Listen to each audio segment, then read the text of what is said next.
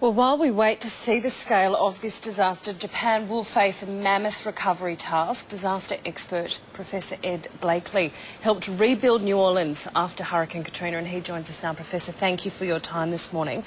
What's the immediate concern for the people of that area in Japan? Well, stabilizing. The first thing you have to do is stabilize the situation, but it's going to be hard because there'll be aftershocks. So there'll be a lot of people moved out of the area because of these aftershocks. And they may even go farther south, so there's a danger even to Tokyo. Remember, only 300 kilometers from Tokyo. So there's necessity to stabilize the situation. This is dangerous for emergency workers who are trying to get bodies out and things like that. So it'll be very important just to use the military and others and move people away from the situation as far south as they can. Now, is that what you mean by stabilizing the situation, Professor? I mean, moving people out, getting it stable so that you won't have any more injuries, yes, more deaths, more damage. That's stabilization. Okay. Then after that, you have emergency. The first thing is rescue, then emergency, shelter, and the like.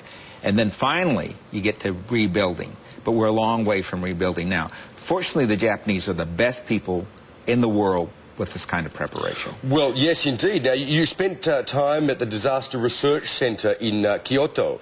How well equipped is Japan to handle this disaster? I mean, it is a land of quakes and not unknown to have tsunamis there. So how well prepared are they? They are very well prepared, but the tsunami is very different than the quake.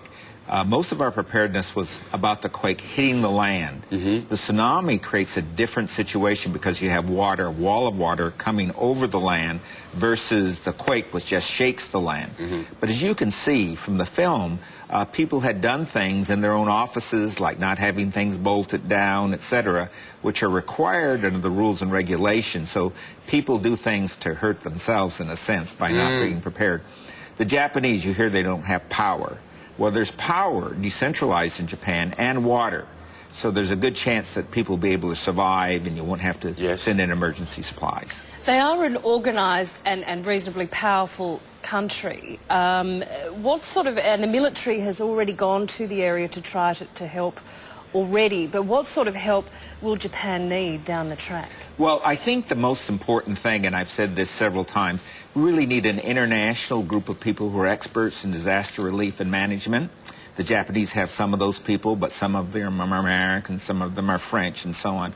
We really need that kind of international agency. We never think of not doing this with military, for example, or any other danger we face. But here we have about 30 or 40 experts around the world who are just standing around waiting when they should be on call, ready to go.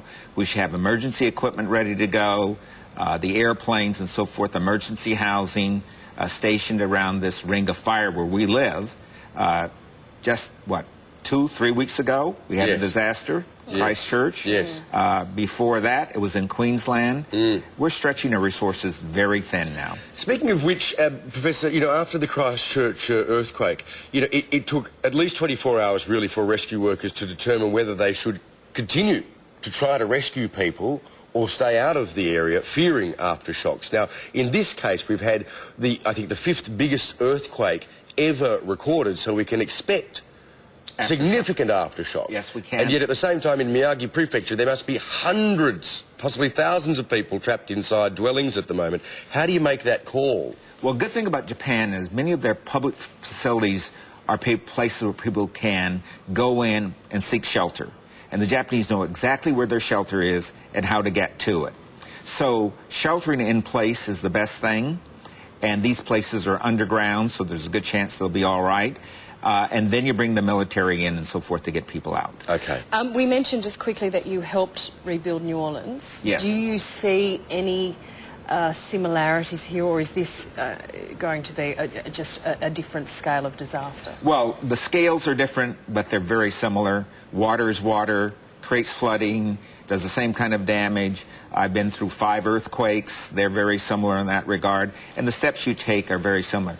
But the earthquake is even more dangerous than a flood because of the aftershocks. And these can go on for months, and the psychological damage there is tremendous. Yes. All right, thank you very much, Professor Ed Blakely, for joining us this morning. Thank you.